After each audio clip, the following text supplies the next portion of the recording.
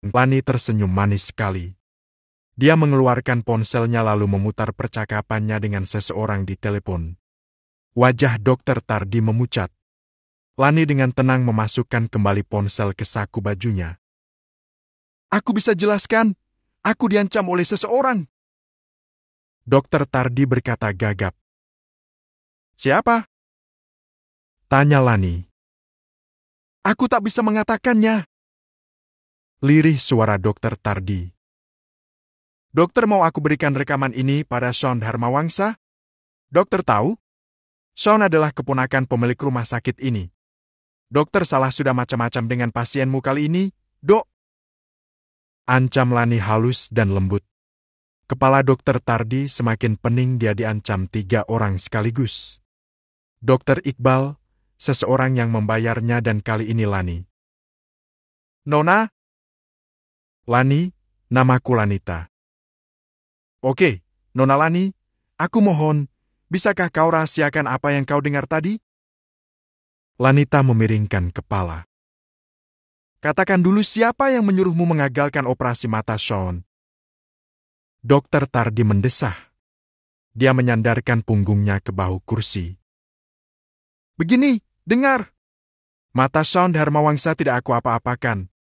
Saat Dokter Iqbal kembali dan dia dioperasi lagi, aku pastikan matanya akan bisa melihat seperti sebelumnya. Percayalah. Lani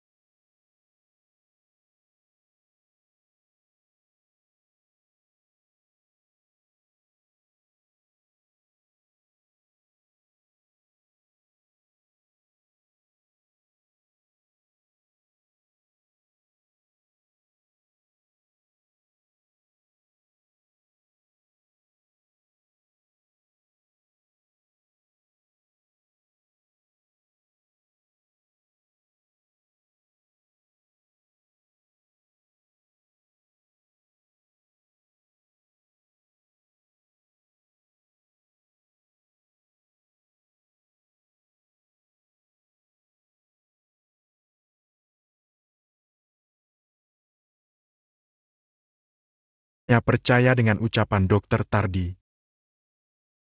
Baiklah. Tapi ingat, kalau mata Sean tak bisa disembuhkan, rekaman ini akan sampai ke telinga Sean. Aku juga sudah membuat copiannya. Andai terjadi apa-apa padaku, seseorang akan memberikan copian rekaman ini pada Sean. Ancam Lanita dengan lembut. Aku menjamin mata Tuan Sean bisa melihat lagi. Sebaiknya Nona jangan terlibat dengan orang yang mengancamku, Nona. Anggaplah Nona Lani tidak tahu apa-apa. Aku juga akan merahasiakan apa yang Nona tahu pada orang itu. Percayalah, aku pun tak ingin hidup di bawah ancaman seseorang. Dokter Tardi lega dengan Lani yang bisa dia ajak kerja sama. Lanita berpamitan dan dengan tenang dia keluar dari ruangan Dokter Tardi. Saat ini prioritasnya hanyalah kesembuhan mata Sean. Rasanya Lani sudah tidak sabar menunggu kepulangan Dokter Iqbal dari Kanada. 60. Sharon menghempaskan tubuhnya di atas kasur, memandangi tumpukan koleksi tas mahal miliknya yang belum sempat dibereskan. Dia memiringkan tubuh dengan perasaan malas meski untuk sekedar ganti baju atau mencuci wajah. Keadaan kamarnya sangat berantakan dengan barang-barang dari rumah Sean. Belum nanti menyusul barang yang lebih banyak lagi dari kamarnya di rumah Dane. Mungkin besok Susanna dan jauh hari akan membantunya mengemas barang. Sharon teringat Sean. Penyesalan terbesarnya adalah menyia-nyiakan kasih sayang Sean.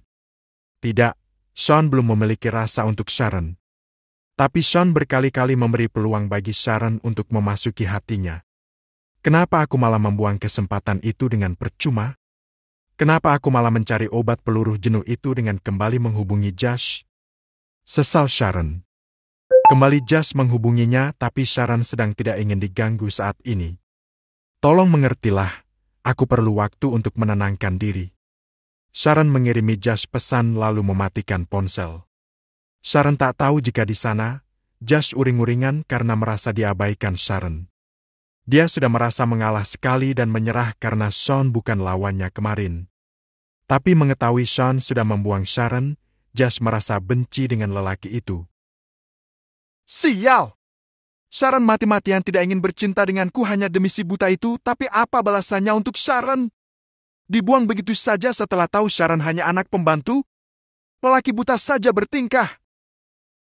Josh meninju dinding tembok dengan tangan terkepal. Perasaan Josh untuk Sharon bukan main-main. Sejak lama Josh menginginkan Sharon. Dia dekat dengan Sharon berkedok sahabat, tapi hatinya sungguh mencintai Sharon. Patah hati terbesarnya adalah saat Sharon tak mampu melawan kehendak Dean untuk dijodohkan dengan Sean. Josh kesal, dia sungguh ingin bertemu Sharon. Berharap Omah bisa membantunya. Dia segera menghubungi Omah dan memberitahukan alamat tempat tinggal Sharon yang baru. Ah, Josh, kau terlampau emosi dan terburu-buru. Bukan begitu mengambil hati Sharon? Bukankah Sharon bilang dia benci Omah? Apa jadinya kalau Omah menemui Sharon di tempat tinggalnya yang baru? Kurang strategi dirimu, Josh. Omah dengan segenap jiwa raga membaca alamat tempat tinggal Sharon. Tanpa pikir panjang, dia bergegas menuju alamat yang diberikan oleh Josh. Maka kini disinilah Omah, di depan pintu rumah baru Sharon. Ya Tuhan, anakku tinggal di rumah kecil ini? Gumam Omah prihatin seraya melangkah menuju teras dan menekan bel. Lama tak terdengar jawaban. Sementara di kamarnya, Sharon yang terjatuh dalam lelah dan lelap terkejut serta membuka mata. Memastikan pendengarannya jika memang bel pintu berbunyi. Sharon mengernyit, apa Suzana dan Jauhari? Setengah enggan Sharon bangkit dari kasur, berjalan lunglai menuju pintu depan tanpa melihat terlebih dulu siapa kira-kira yang datang. Saat pintu terbuka, Sharon terperangah. Sharon, nak! Salomah merentangkan tangan dengan mata berkaca-kaca. Sharon tak suka, dia menepis tangan Omah. Dari mana kau tahu alamat rumahku? Ujar Sharon dingin. Josh yang beritahu ibu. Ibu? Cibir Sharon. Ibu macam apa yang sudah membuang anaknya sendiri? Omah terperanjat. Siapa yang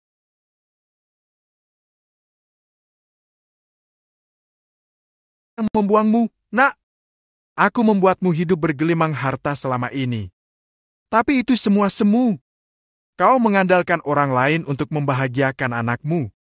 Kau tak bisa apa-apa. Bisamu hanya sebatas asisten rumah tangga yang menipu orang. Apa aku harus bangga dengan prestasimu itu? Sharon berkata nyinyir. Nak, ibu merelakanmu berada di bawah perlindungan Nyonya Dean agar kau hidup dan lalu tetap berada di sisimu selama ini. Menjaga semua tetap aman dan nyaman, semua kulakukan untukmu. Dan menjadikan anak orang lain menderita dan terlantar?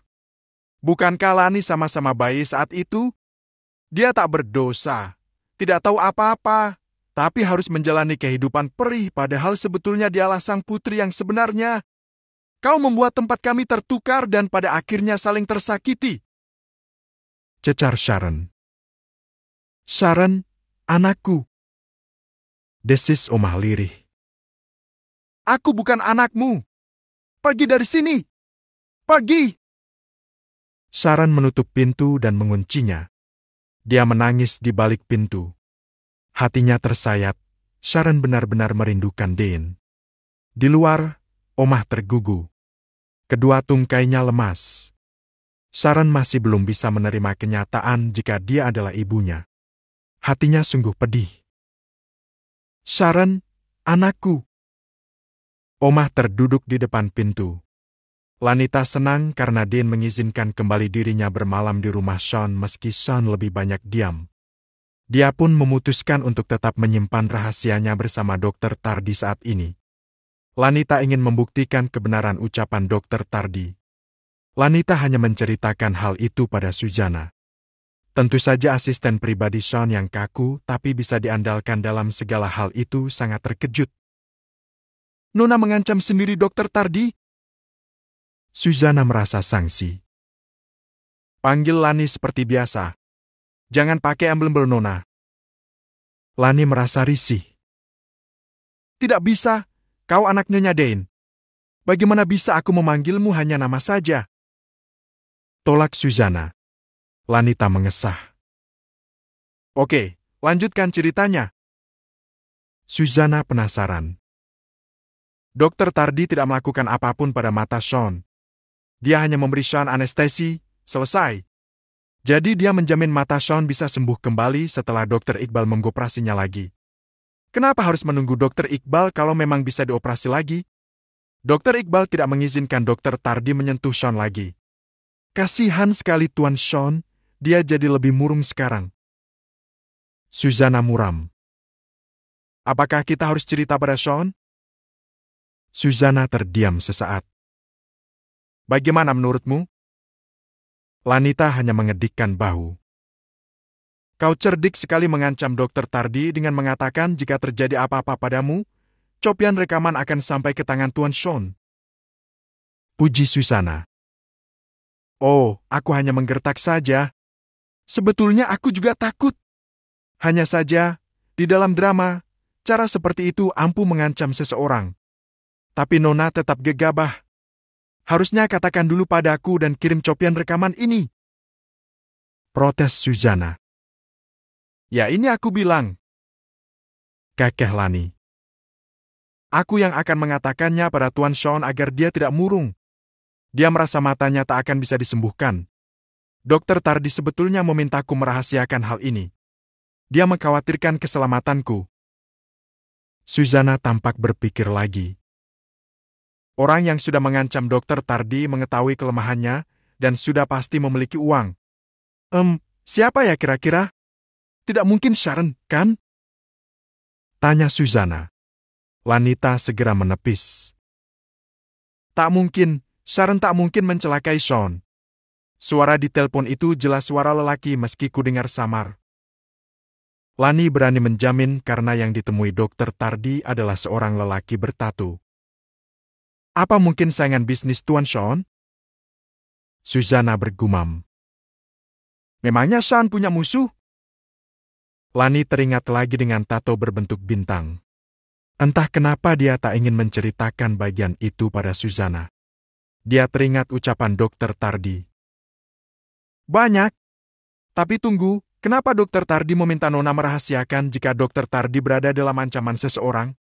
Tadi aku sudah bilang, Dokter Tardi mencemaskan keselamatanku. Dia tak ingin aku terlibat dalam urusannya dengan orang yang mengancamnya. Kupikir dia sungguh-sungguh. Itu terbukti Dokter Tardi tidak merusak mata Sean. Hanya sedikit mengelabuinya. Andai Sean tahu, segala cara akan dilakukan untuk menemukan orang yang sudah mengancam Dokter Tardi. Ada anak dan istrinya sekaligus istri simpanannya yang harus dia lindungi juga. Tutur Lani. Susana diam. Dia tampak berpikir. Setelah beberapa saat hening, Susana memutuskan menjaga rahasia Lani dan Dokter Tardi. Tapi ingat, Nona, jangan lagi bertindak gegabah sendirian. Jika menemukan hal yang mencurigakan, segera bicarakan denganku. Keselamatan Nona adalah prioritas bagi Tuan Sean. Ucap Susana. Baiklah, tapi tolong panggil aku Lanita. Jangan panggil aku dengan sebutan Nona. Rasanya aneh. Pinta Lani. Susana hanya mesem kaku. 3 hari kemudian. Susana sedang bersama Dimitri di taman. Kencan mereka memang tidak pernah jauh. Hanya di sekitaran rumah. Enak mana soto buatanku dan buatan kafetaria rumah sakit? Tanya Dimitri. Dua-duanya enak. Jawab Susana seraya menyeruput kuah soto langsung dari mangkok. Dimitri tak terima. Mana bisa begitu?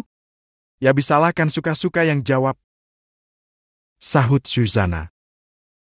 Tuan Sean selalu memuji masakanku. Bukankah sudah kubilang enak? Sanggah Susana. Tapi kenapa menyamakan dengan soto kafe rumah sakit? Protes Dimitri sedikit kesal.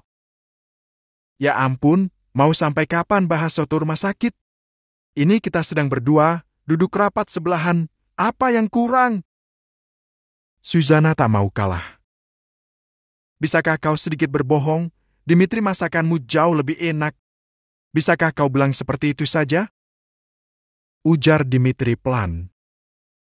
Kau ingat, apapun makanan yang masuk ke mulutku rasanya selalu lezat. Karena dulu belum tentu sehari aku bisa makan. Hidupku sulit. Ah, ya? Ceritakan tentang masa lalumu, kau sudah janji padaku. Pinta Dimitri. Suzana menghela napas dalam setelah meminum air mineral biasa dalam botol. Dulu,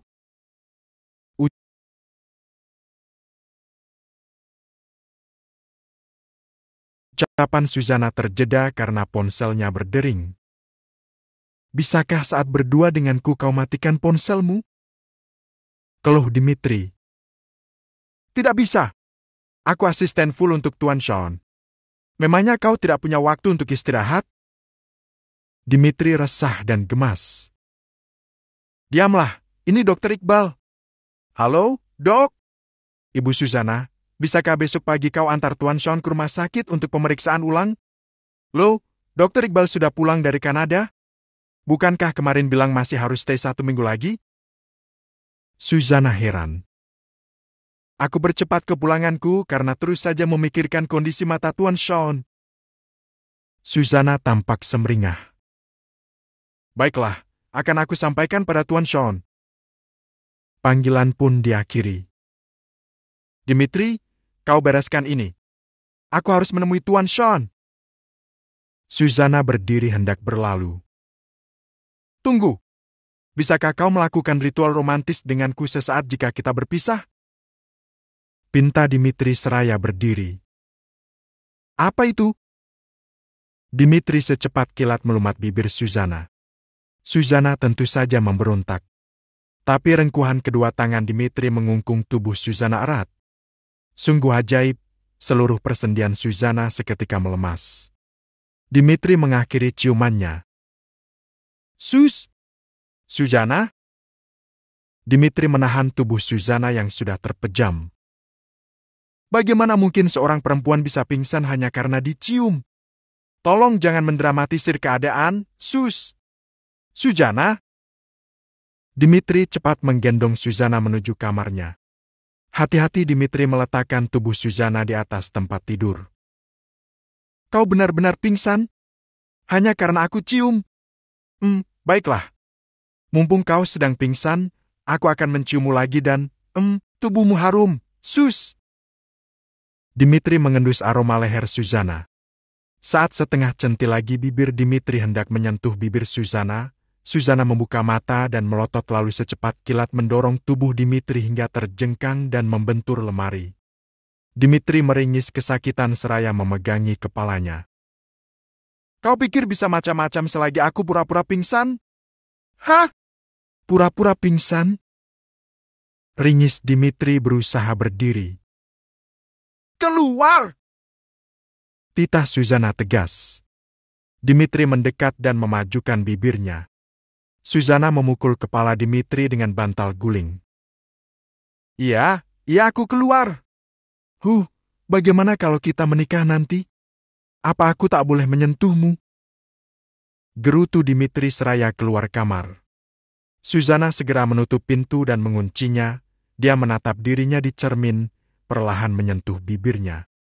Suzana memejam dan membayangkan apa yang dilakukan Dimitri secepat kilat tadi di taman. Dia tersenyum simpul, wajahnya memanas, kedua pipinya bersemu kemerahan. Lalu Suzana naik ke tempat tidur dan menutupi seluruh tubuhnya dengan selimut. Di tepi danau malam hari tampak 2 mobil terparkir. Kenapa kau menggagalkan operasi mata Tuan Sean? Tanya Dokter Iqbal dengan satu tangan di saku celana dan bersandar di depan mobilnya. Aku tak melakukan apapun pada mata pasienmu. Kau bisa menyembuhkannya esok lusa. Jawab Dokter Tardi. Kau diancam siapa? Tanya Dokter Iqbal. Dokter Tardi menoleh, tak menduga dengan pertanyaan Dokter Iqbal. Siapa yang memberitahumu aku diancam oleh seseorang? Aku adalah dokter mata Nyonya Sherindita. Sudah lama aku mengenal dekat keluarga Dharma Wangsa. Kehidupan mereka selalu saja penuh dengan intrik.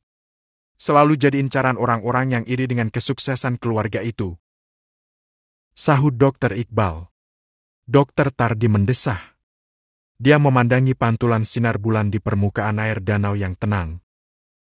Orang yang mengancamku tahu rahasia tentang Verina. Ucap Dokter Tardi pelan. Gundikmu? Ujar Dokter Iqbal. Jangan kau sebut Verina seperti itu. Dia wanita yang baik dan memperlakukanku sebagaimana layaknya seorang suami. Menghargai dan memanjakanku. Sungguh jauh berbeda dengan istri pertamaku yang hanya tahu caranya bersenang-senang dan menghabiskan uangku saja. Ucap Dokter Tardi pelan. Dokter Iqbal mendesah, dia melempar puntung rokok ke atas air danau. Ada orang lain selain aku ternyata yang mengetahui tentang keberadaan istri simpananmu, dan sepertinya orang itu adalah musuh Tuan Sean. Berhati-hatilah. Tak ada yang tahu aku datang ke Indonesia hari ini. Aku akan mengoperasi Tuan Sean besok. Pastikan kau baik-baik saja. Biarkan orang yang mengancammu tahu kau sudah merusak mata Tuan Sean. Untung saja kau masih punya hati, sekedar mengelabui pasienku dengan hanya memberinya anestesi di ruang operasi. Kalau kau sampai merusak mata Tuan Sean, aku akan mencincangmu hingga jadi abu. Dokter Iqbal menepuk bahu Dokter Tardi lalu beranjak masuk ke mobilnya. Dokter Tardi hanya mendesah. Dia lega karena keputusannya mengelabui Sean adalah keputusan yang tepat. Dia masih punya nurani untuk tidak macam-macam dengan penglihatan seseorang, sesuai dengan gelarnya sebagai dokter spesialis mata. 61. Pagi-pagi sekali Aji Saka tiba di Indonesia. Dia meminta maaf pada Sean karena saat kecelakaan dan anaknya menjadi buta sungguhan, Aji Saka benar-benar tak bisa meninggalkan pekerjaannya di Colorado. Jadi nanti siang kamu akan melakukan pemeriksaan lagi, nak? Tanya Aji Saka pada Sean. Iya, Pak, kemarin aku dioperasi Dokter Tardi tapi gagal. Apa tidak apa-apa dalam jarak waktu dekat matamu harus menjalani operasi lagi? Tanya Aji Saka. Makanya nanti siang aku ke rumah sakit lagi. Ternyata kepulangan Dokter Iqbal dari Kanada dipercepat. Dia merasa bersalah karena membiarkanku ditangani dokter lain. Jawab Sean. Aji Saka mengangguk. Dokter Iqbal memang selalu setia dengan keluarga kita sejak beliau menjadi dokter mata mamamu, nak. Iya, dia sudah sepuh sebetulnya. Ubahnya sudah banyak tapi masih saja praktek. Bahkan ikut melakukan penelitian di Kanada. Jam berapa ke rumah sakit? Tanya Aji Saka. Mungkin jam 11 siang. Kalau begitu Papa mau istirahat sebentar. Oh, ya. Di mana Lani? Perawatmu itu ternyata adalah jodohmu yang sesungguhnya, Sean. Jodohku? Ya, Papa dan Din menjodohkan anak kami. Sharon bukan anak Din melainkan Lanita. Jadi perjodohan kalian harus tetap terjadi. Bukankah kau sudah mengajukan gugatan cerai untuk Sharon? Sean diam. Dia sebetulnya merasa prihatin pada Sharon. Orang lain berpikir Sharon diceraikan hanya karena terbukti bukan anak kandung Din. Padahal ada hal lain yang ikut mendukung dia harus melepaskan Sharon. Meski Sean merasa dirinya lelaki brengsek yang tidak bisa menjaga hatinya saat menjadi suami Sharon. Pak, kemarin ada Tante Evelyn kesini jenguk aku bersama anaknya Saskia. Ujar Sean. Evelyn? Aji Saka tertegun. Mantan sekretaris Papa. Dia kesini menemuimu. Untuk apa? Mungkin dengar aku kecelakaan dan tak bisa melihat Tante F jenguk aku, Pa. Aji Saka mendadak gugup. Untung saja Sean tak bisa melihat kegugupan Aji Saka. Oh, iya dia sempat telepon Papa tanya kabar. Papa saat itu memberitahu If, kamu mendapat kecelakaan. Apa yang kalian bicarakan kemarin? Tanya Aji Saka. Oh, hanya masalah di perusahaan dulu dan sekarang. Hanya saja, Tante If berpesan, jangan terlalu terlena menyerahkan semua urusan perusahaan pada orang lain. Setelah aku operasi mata, aku akan kembali bekerja, Pa. Baguslah. Semoga Dokter Iqbal bisa menangani operasi matamu kali ini. Aji Saka menepuk bahu Sean. Keesokan harinya di sebuah universitas swasta di Jakarta, Aleska menuruni tangga terburu-buru dengan membawa brosur penerimaan mahasiswa baru jurusan arsitektur.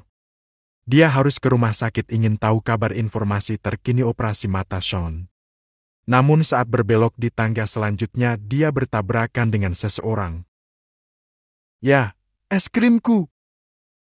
Pekik seorang gadis seraya mencolek es krim yang tumpah mengenai dadanya. "Oh, sorry. Aku nggak sengaja. Aku lagi buru-buru." Aleska dengan cepat menyingkirkan tumpahan es krim di dada gadis itu. Namun sebuah tamparan mendarat di pipi Aleska. "Kamu kurang ajar sekali berani menyentuh dadaku!" umpat gadis itu. "Maaf, aku... Dasar lelaki mesum!" Gadis itu melotot sempurna tapi wajahnya sungguh merona merah, semerah tomat. "Oke, aku harus bagaimana ini? Aku tak berniat kurang ajar, hanya refleks membersihkan es krim di bajumu." Aleska merasa serba salah. "Oh, begini saja.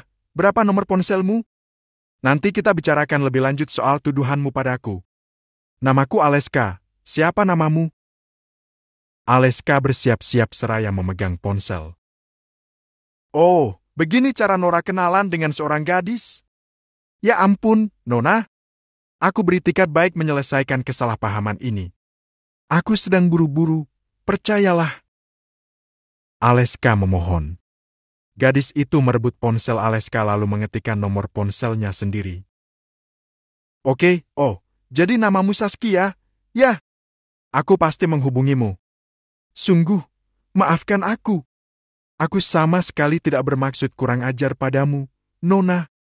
Permisi." Aleska membungkuk dengan hormat. Saskia mendengus kesal sekaligus gugup. Lelaki mesum di depannya sungguh membius kesadarannya. Jika Sean Dharmawangsa adalah potret kesempurnaan, maka Aleska adalah lambang ketampanan yang hakiki menurut Saskia. Dia memandangi punggung Aleska hingga menghilang dari pandangan. Tidak banyak yang menghadiri pembukaan mata Sean. Kali ini Dimitri tidak ikut. Dan, Erik dan Parmiah pun tidak tampak di kamar Sean. Hanya ada Susana, Aji Saka dan Aleska. Danisha dan Davin sedang berada di Bali menghadiri pembukaan 2 restoran baru mereka. Lanita pun sedang berada di perusahaan Din. Din secara resmi mengenalkan Lanita sebagai putri kandungnya yang selama ini tertukar. Oh, ditukar lebih tepatnya. Semua orang berharap mata Sean bisa kembali melihat. Kali ini Dr. Iqbal yang membuka secara langsung perban penutup mata Sean. "Bukalah matamu perlahan-lahan," ujar Dr. Iqbal. Sean diam, kelopak matanya bergoyang sedikit lalu membuka sempurna. "Sean?" panggil Aji Saka. "Iya, Pak," sahut Sean. "Kau bisa melihat cahaya? Bisa melihat Papa?" Sean tersenyum tipis. Tidak menyahut apapun. "Tuan, kau bisa melihatku?" Susana yang berada di seberang Aji Saka mendekat pada Sean.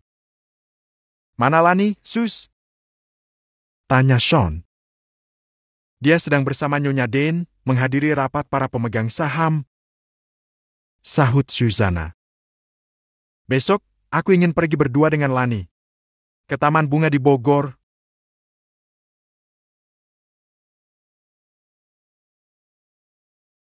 Susana mengernyit. "Matamu bagaimana, Tuan? Kenapa malah mengajak Lani pergi?" Sean tidak menjawab. Dia hanya tersenyum tipis. Sangat tipis. Malam hari di rumah Sean, Lanita nyaris terjatuh turun dari mobil. Dia dijemput jauh hari dari rumah Den. "Hati-hati, Nona!" sahut Susana.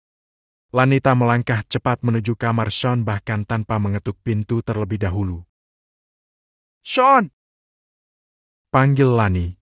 Sean yang sedang merenung di dekat jendela yang terbuka menoleh dengan pandangan seperti biasa. Lurus ke depan, tanpa melihat siapa lawan bicaranya. "Sean!" Lani memeluk Sean. Sean tergemap. Dia tak menduga mendapat pelukan dari Lani. Mendengar Lani terisak, Sean mencoba melepaskan pelukannya. "Kau mengasihaniku? Aku sedang membesarkan hatimu." Maaf, aku lancang memelukmu. Lanita baru tersadar. Dia beringsut mundur seraya menunduk. Keadaan hening karena Sean kembali berdiam diri menikmati angin malam di luar jendela. Jangan tanya tentang hasil operasiku, ucap Sean pelan. Lani tengadah, mencoba menatap Sean. Dia jatuh terduduk di bawah lutut Sean. Aku akan tinggal di sini. Biarpun Mama memaksa dengan segala cara, aku akan tinggal di sini mengurusmu. Kau tenang saja, Sean. Sean tersenyum miris. Kau mau memilihku daripada ibu kandungmu sendiri? Lani menggigit bibir bawahnya. Aku tak akan bisa tenang tinggal di rumah Mama jika kondisimu seperti ini. Kenapa? Lani diam. Aku tak mau posisiku sebagai perawatmu digantikan oleh orang lain. Jawab Lani pelan seraya menunduk dalam. Sean memejam kuat. Dia menarik napas dalam. Kenapa? Tanya Sean. Aku merasa nyaman mengurusmu, Sean. Itu saja. Lani mengangguk. Itu saja alasannya, Lani. Lani tersadar jika Sean tak bisa melihat anggukannya. Iya, aku hanya ingin mengurusmu. Selamanya? Kalau memang kau izinkan. Jawab Lani. Sean tergelak, tertawa terbahak. Kau tidak akan pernah menikah? Hanya menghabiskan sisa umurmu dengan merawat lelaki buta sepertiku? Aku sama sekali tidak memikirkan pernikahan. Saat ini aku hanya ingin menjadi perawatmu seperti kemarin. Mungkin merawatmu sudah menjadi candu untukku. Jawab Lani. Sean tertawa sinis. Jangan membuat harapan palsu, Lani. Kau hanya iba padaku, bukan? Tidak, untuk apa iba? Masih ada para tunawisma di jalanan sana dan anak-anak yatim piatu yang terlantar yang masih pantas dikasihani. Jawab Lani tegas. Sean diam. Cukup lama. 5 menit kemudian, Lani mencairkan suasana. Ayo ganti bajumu, kau harus mandi. Lani menyentuh kursi roda Sean. Tunggu. Besok pagi kau tidak boleh kemana-mana. Aku ingin mengajakmu ke Taman Bunga di Bogor. Ucap Sean. Taman Bunga? Ujar Sean. Baiklah, malam ini kita akan melakukan ritual malam seperti biasanya. Sebelum masuk kamar, Dimitri berteriak kau belum makan malam, bukan? Sean mengangguk. Maka malam itu, Lani mengurus Sean seperti malam-malam sebelumnya. Perasaan Lani sedih karena Sean masih tak bisa melihat, tapi justru karena itulah, Lani tak bisa meninggalkan Sean. Dia senang bisa kembali merawat mantan majikannya itu. Keesokan harinya, Sean dan Lani benar-benar pergi ke Taman Bunga. Hanya berempat ditemani Suzana dan Jauhari. Lani menikmati pemandangan Taman Bunga dengan riang, tak henti dia menjelaskan bunga apa saja yang dia lihat pada Sean. Sean menikmati keindahan Taman Bunga melalui penjelasan Lani. Keduanya tampak sangat senang. Hingga siang pun menjelang, Lani dan Sean hendak makan siang. Mereka memilih menyudahi kunjungannya ke Taman Bunga. Saat Lani dan Sean sedang menunggu Jauhari di depan gerbang Taman Bunga, Lani melihat penjual siomay di seberang jalan yang dikerubungi pembeli. Sean, aku sudah lama tidak pernah membeli siomay di abang-abang penjual. Di seberang jalan ada abang penjual siomay. Kau mau? Iya, aku mau. Kau tunggu di sini, aku menyeberang sebentar. Rasanya lidahku sudah berliur lihat siomay jalanan. Ya sana, belilah.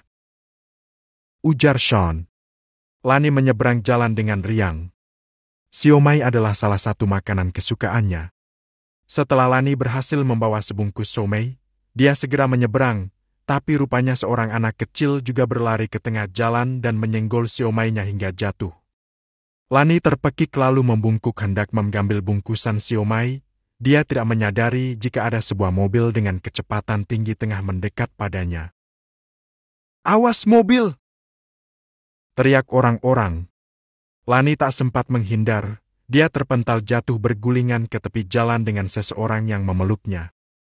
Kepala Lani berdenyut nyeri, tapi dia berusaha membuka mata dan melihat siapa orang yang sudah menyelamatkannya. Sean? Lanita terperangah. Dia melihat ke seberang jalan, hanya ada kursi roda tanpa Sean. Kau, Sean? Sean mengangguk seraya menyeka darah yang menetes di pelipis Lani. Kau bisa melihat? Desis Lani lirih. Esti, rahasiakan dulu dari siapapun aku bisa melihat. Bisik Sean dengan senyum lega. Lani memekik riang, dia memeluk Sean erat. Seketika denyut nyeri di kepalanya hilang entah kemana. 62.